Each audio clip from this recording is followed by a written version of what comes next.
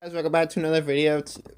Today we're going to be reviewing Monday Night Raw from last night, and I just gotta say this: Monday Night Raw actually improved.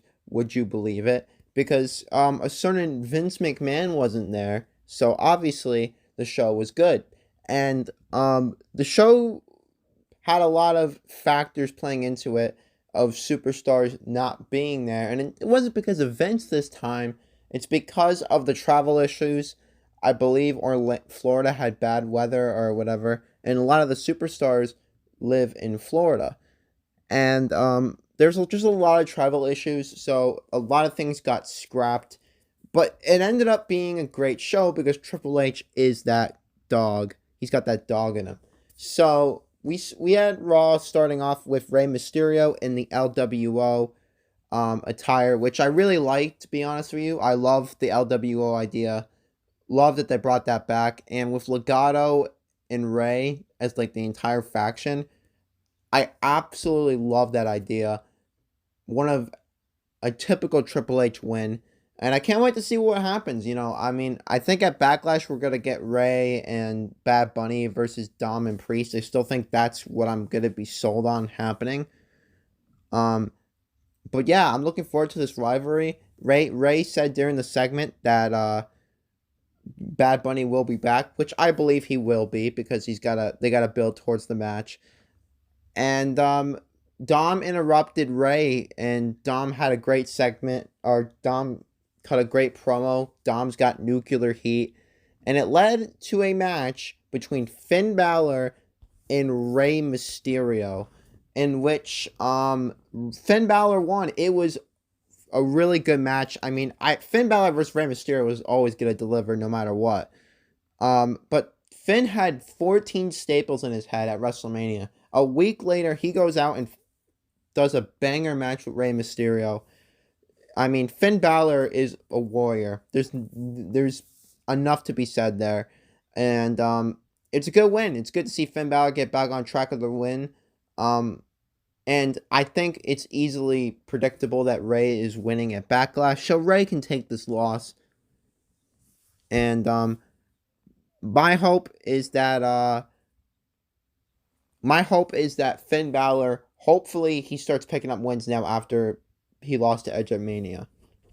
So next we had Lita. First of all, for context, Lita got attacked backstage by some random person. We have no idea.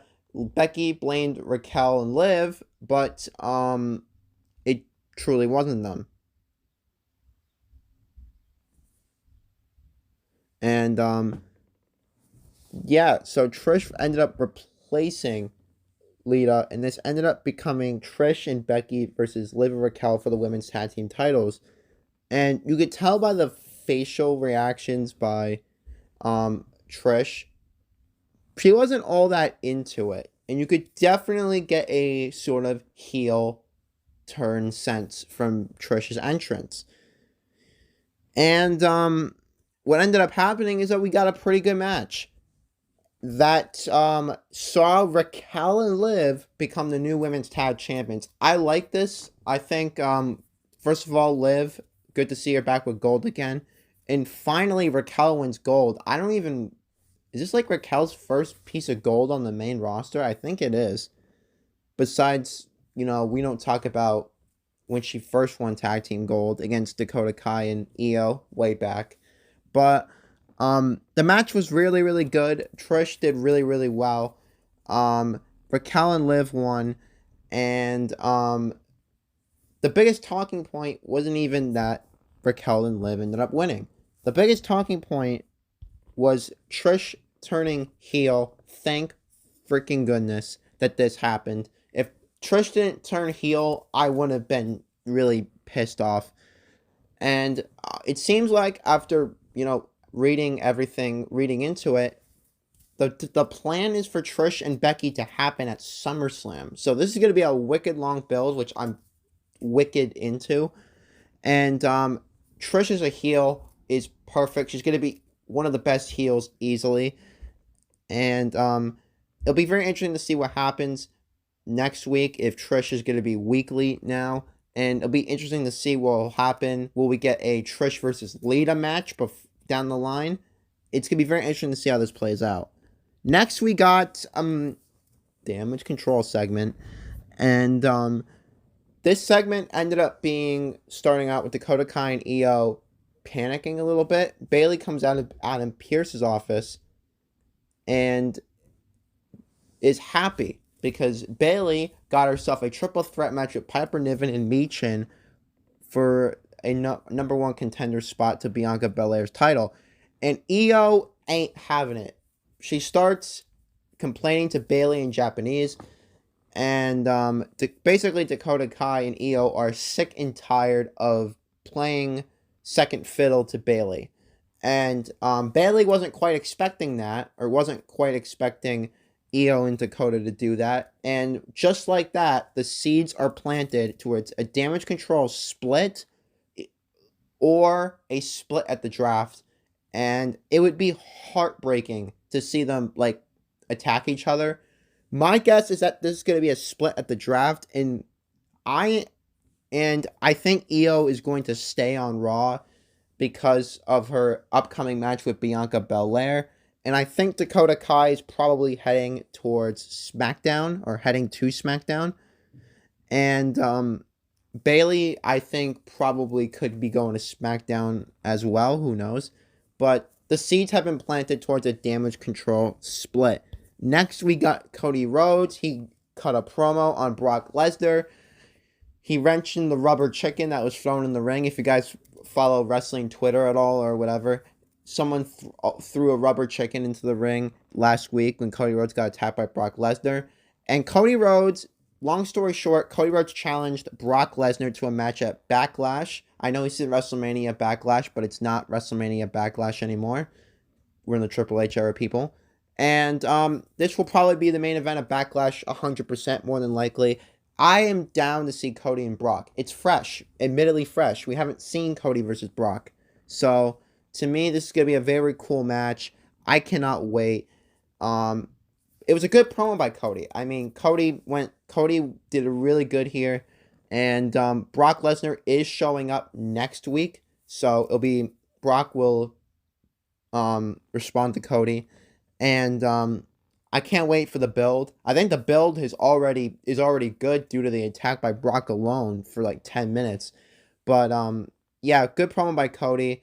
And the crowd wasn't the best tonight, but even Cody got that crowd woken up with his entrance. You love to see it. Next up, we got the Usos versus the Alpha Academy, which was a fantastic match. I mean, the Alpha Academy, they are sensational. The Usos are sensational. This match delivered. I love the offense they gave Chad Gable and Otis. This ended up being an instant classic. The Usos were going to be the obvious winners. But, I mean, the Alpha Academy came out of that looking very, very strong. Looking like they are one of the better tag teams on Monday Night Raw. And, yeah, you love to see it. You love to see the Usos winning. And,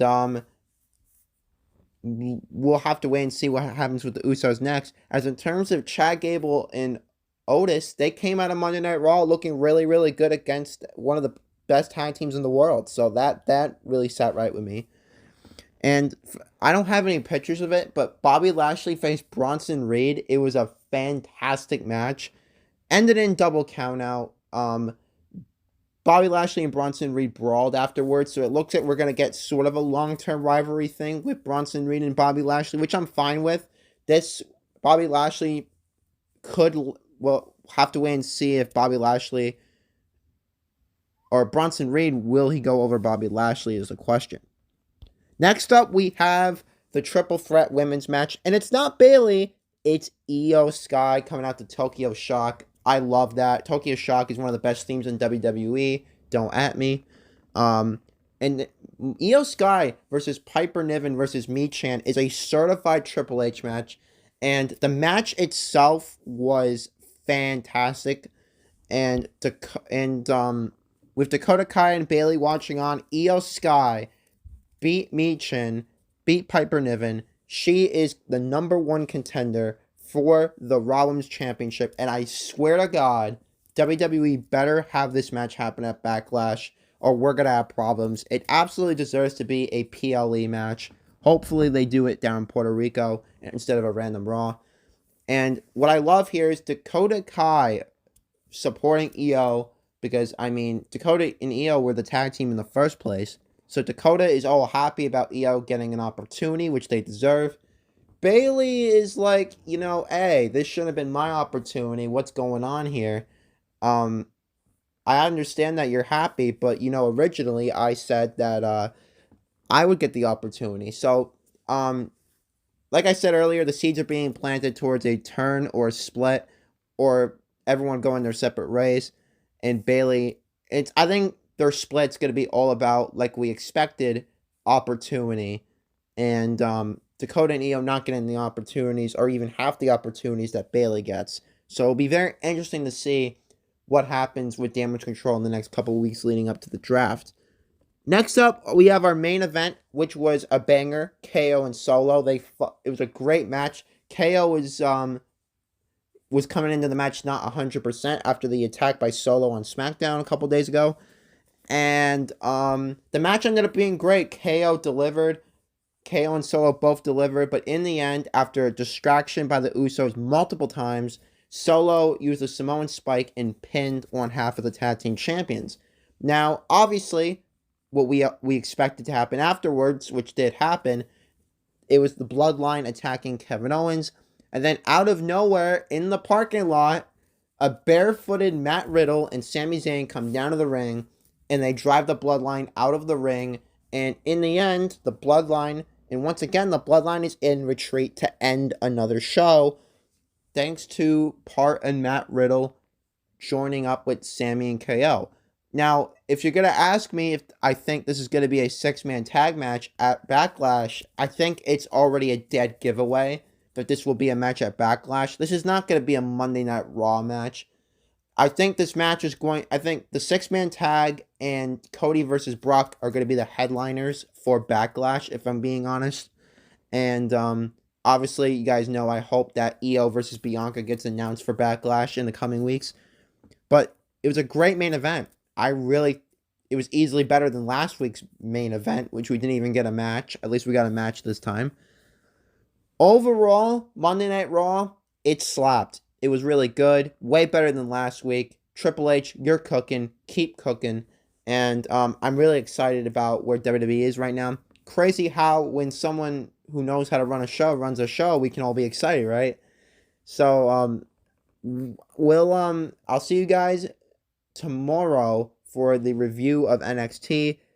Hope you guys enjoyed the video.